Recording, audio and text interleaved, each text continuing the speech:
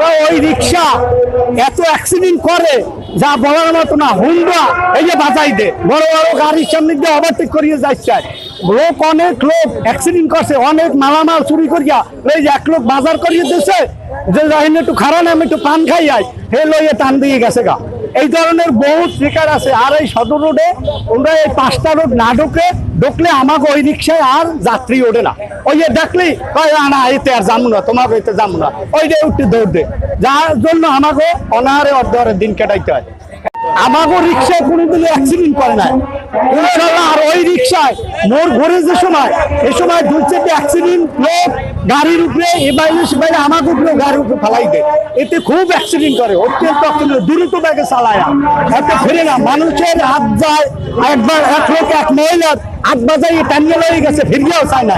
এইরকম অবস্থা করে তারা, গালাগালি কি করে। এই আমাকে রিক্সায় কোনোদিন অ্যাক্সিডেন্ট করে নাই ইনশাল্লাহ। আর ওই রিক্সায় মোর ঘুরে যে সময় এই সময় 2-4টা অ্যাক্সিডেন্ট লোক গাড়ির উপরে এ বাইরে সে বাইরে আমাকে উপরে গাড়ির উপরে ফেলাই দেয়। এতে খুব অ্যাক্সিডেন্ট করে, অত্যন্ত দ্রুত ব্যাগে চালায়, এতে ফিরে না। মানুষের হাত যায়, একবার এক লোক এক মহিলার হাত বাজাই টানিয়ে লেগে গেছে, ফিরিয়েও চায় না। এইরকম অবস্থা করে তারা, গালাগালি কি করে। এই আমাদের এই পায়চালিত রিক্সা শ্রমিকের দীর্ঘদিনের দাবি ছিল line road, Kathpatti road, Mirza মহল্লা রোড, সদর রোড এবং কাকুলির মোড় থেকে সিটি কর্পোরেশনের মোড়, এই 5টা রোডে অটো রিক্সা ঢুকবে না। এবং এর আগে আমাদের সাথে কথা হয়েছিল, মনীষা ছিল, তার আগে এই 5টা রাস্তা বন্ধ ছিল।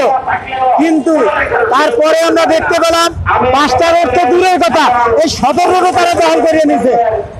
দীর্ঘদিন ধরে আমাদের এই দাবি নিয়ে আমরা রাস্তায় বাইরেছি, দীর্ঘদিনের দাবি, কিন্তু অদ্যাবধি আমাদের এই দাবি মানা হয় নাই। কিন্তু আমরা দেখতে পেলাম হাইকোর্ট থেকে এই অটো রিক্সা বাতিল করে দেওয়া হয়েছে এবং ঢাকায় অলরেডি উত্তর সিটি দক্ষিণ সিটি বাতিল হয়ে গেছে এবং ওই সিটির ভিতরে নাই, চট্টগ্রামে সেখানেও নাই, খুলনায় উচ্ছেদ অভিযান চলছে। কিন্তু এই বরিশালে এই 5টা রোডের কথা বলছি, এই 5টা রোডে অদ্যাবধিও বন্ধ হয় নাই।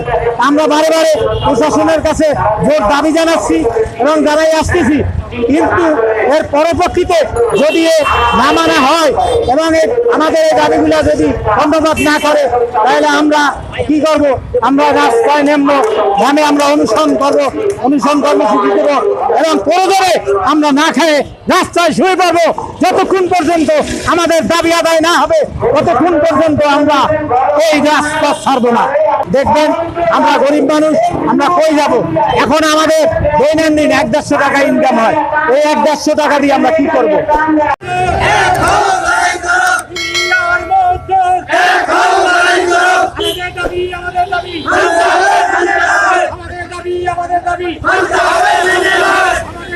আমাদের দাবি